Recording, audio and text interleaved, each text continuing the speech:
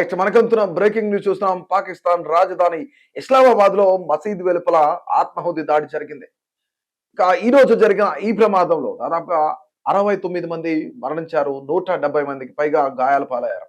ఈ ఘటనకు సంబంధించిన వివరాల్లోకి వెళ్తే శుక్రవారం ముస్లింలలో ఎక్కువ మంది మెజారిటీ ఆఫ్ వర్గీయులైన షియా కమ్యూనిటీ ప్రార్థనలు చేసుకునే ఇస్లామాబాద్ లోని షహజాద్ టౌన్ లోని తర్లై ఇమాంబర్గ్ లో ఉన్న మసీద్ వద్ద ఈ ఆత్మాహుతి దాడి జరిగినట్లు కూడా పాకిస్తాన్ సంబంధించిన అధికారులు వెల్లడించారు. అలాగే పాకిస్తాన్ మీడియా కూడా వెల్లడించింది. అయితే అనుమానాస్పద వ్యక్తి ఆత్మాహుతి దాడికి పాల్పడడానికి గల కారణాలు ఇంకా తెలియలేదని, ఇంకా కారణాలు తెలియాల్సి ఉందని చెప్పేసి కూడా పోలీసులు చెప్తా ఉన్నారు. దర్యాప్తు చేస్తున్నట్లు భద్రతాధికారులు కూడా మీడియాకు తెలిపారు. అయితే ఆ వ్యక్తి గేటు వద్ద ఆపగా వెంటనే తనను తాను కాల్చుకున్నారని చెప్పేసి అధికారులు తెలిపారు.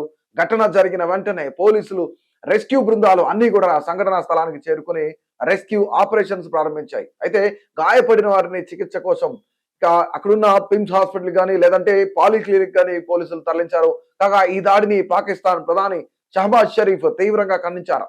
పాకిస్తాన్ అంతర్గత మంత్రి మొహసిన్ నఖ్వీ కూడా ఈ దాడిని ఖండించారు.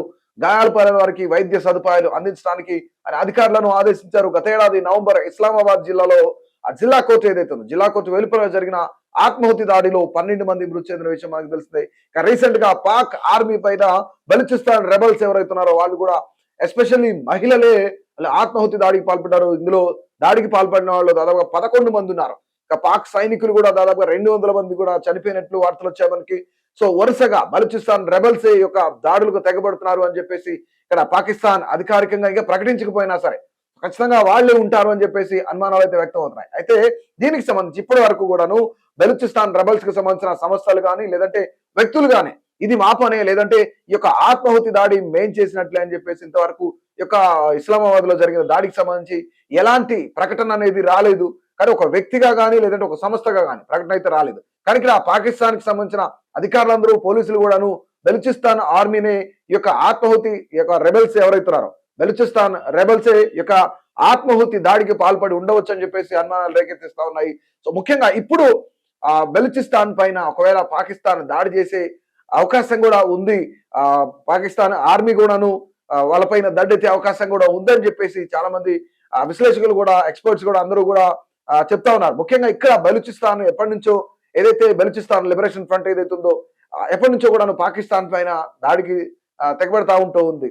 సో ముఖ్యంగా రీసెంట్ గా మనం చూసిన ఈ మధ్య కాలంలో గత 4-5 రోజుల క్రితం కూడాను బలూచిస్తాన్ రెబల్స్ ఎవరైతున్నారో ఇందులోనే ఈ యొక్క బలూచిస్తాన్ రెబల్స్ లో దాదాపుగా 11 మంది మహిళలు ఆత్మాహుతి దాడికి పాల్పడటానికి ఈ యొక్క పాక్ సైన్యం పైన ఆత్మాహుతి దాడికి అయితే పాల్పడ్డారు. ముఖ్యంగా ఇందులో 200 మంది పాక్ సైనికులు చనిపోయినట్లు కూడా మనం వార్తలు ఈ మధ్య కాలంలో చూసాం. అయితే గతేడాది ఏదైతే జిల్లా కోర్టు వెలుపల జరిగిన దాడిలో కూడా 12 మంది చనిపోయారు. ఇప్పుడు ఈ దాడిలో అంటే అక్కడ ఏదైతే మసీద్ ఉందో ఆ మసీద్ సంబంధించి అంటే ఎక్కువ మంది షియా వర్గీయులు ఎవరైతున్నారో అంటే ఎక్కువ మంది ముస్లింలు షియా వర్గీయులు ఎవరైతున్నారో అక్కడ ఇస్లామాబాద్ లోని ఒక మసీదులో వాళ్ళంతా ప్రార్థనలకై వెళ్ళిన సమయంలోనే ఈ యొక్క ఆత్మాహుతి దాడి జరిగింది అని చెప్పేసి కూడా అధికారులు చెప్తున్నారు. అంటే అక్కడ ఆ ప్రార్థనలు జరిగే సమయానికి ఆ యొక్క మసీదులోకి వెళ్ళడానికి ప్రయత్నించిన ఒక వ్యక్తిని ఆపినప్పుడు అతను అనుమానాస్పదంగా కనిపించాడు.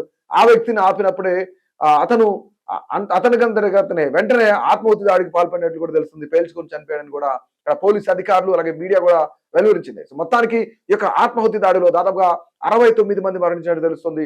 ఇంకా 170 మంది దాదాపుగా గాయాల పాలు క్షతగాత్రులైనట్టు కూడా తెలుస్తుంది.